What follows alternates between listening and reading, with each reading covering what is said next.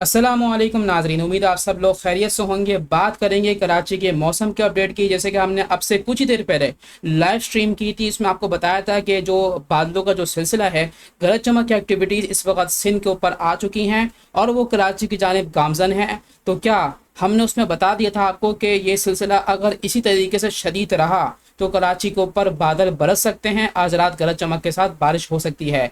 लेकिन अगर कमज़ोर पड़ गया तो फिर बारिश के इम्कानात कम हो जाएंगे और हल्की बूंदाबांदी का इम्कान होगा।